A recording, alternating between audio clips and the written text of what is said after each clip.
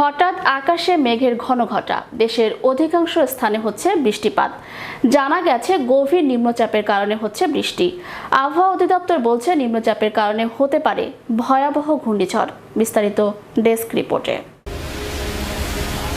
আন্দামান সাগরে সৃষ্ট লঘুচাপটি নিম্নচাপ থেকে এখন গভীর নিম্নচাপে পরিণত হয়েছে। এটি রোববার রাতে ঘূর্ণিঝড়ের রূপ নিতে পারে বলে জানিয়েছে আবহাওয়া অধিদপ্তর।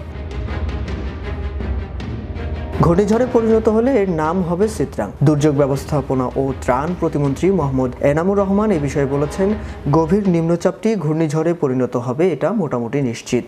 এটি সুপার সাইক্লোনও হতে পারে। ঘূর্ণিঝড়টি লঘুচাপ আকারে সৃষ্টি হয়েছিল 20 অক্টোবর 2022 সকাল 9টা 30 মিনিটে। এটা আন্দামান সাগর এবং দক্ষিণ পূর্ব বঙ্গোপসাগরে আজকে দুপুর 12টায় গভীর নিম্নচাপ পরিণত হয়েছে। আবহাওয়া অধিদপ্তরের সর্বশেষ পূর্বাভাসে বলা হয়েছে, পূর্ব মধ্য বঙ্গোপসাগর ও তৎসংলগ্ন এলাকায় অবস্থানরত গভীর নিম্নচাপটি আরও সামান্য উত্তর পশ্চিম দিকে অগ্রসর হয়ে একই এলাকায় এটি রোববার দুপুর 12টায় চট্টগ্রাম সমুদ্র বন্দর থেকে 780 কিলোমিটার দক্ষিণ ও দক্ষিণ পশ্চিমে, কক্সবাজার সমুদ্র বন্দর থেকে 715 কিলোমিটার দক্ষিণ ও দক্ষিণ পশ্চিমে, মোংলা সমুদ্র বন্দর থেকে 730 কিলোমিটার দক্ষিণে এবং পায়রা সমুদ্র বন্দর থেকে 695 কিলোমিটার দক্ষিণে অবস্থান করছে। এটি আরো ঘনীভূত ও ঘূর্ণিঝড়ে পরিণত হয়ে প্রাথমিকভাবে দিক পরিবর্তন করে উত্তর দিকে অগ্রসর হতে পারে।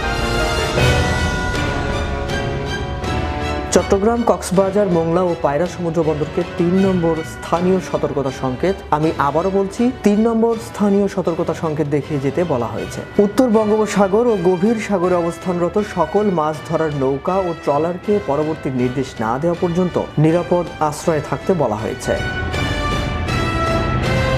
ত্রাণ প্রতিমন্ত্রী এনামুর রহমান বলেন, গভীর নিম্নচাপটি ঘূর্ণিঝড় হয়ে বাংলাদেশে আঘাত হানলে দেশের উপকূলের 730 কিলোমিটার এলাকায় এর প্রভাব থাকবে।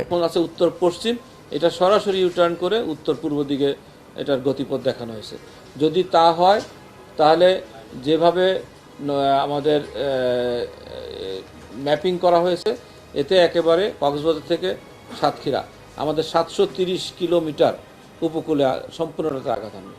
কক্সবাজার থেকে সাতক্ষীরার শ্যামনগর পর্যন্ত বিস্তৃত এলাকায় এর প্রভাব পড়তে পারে, তবে গভীর নিম্নচাপটি দ্রুত এগোচ্ছে। এটি কিছুটা দুর্বল হয়ে যেতে পারে বলেও ধারণা করা হচ্ছে।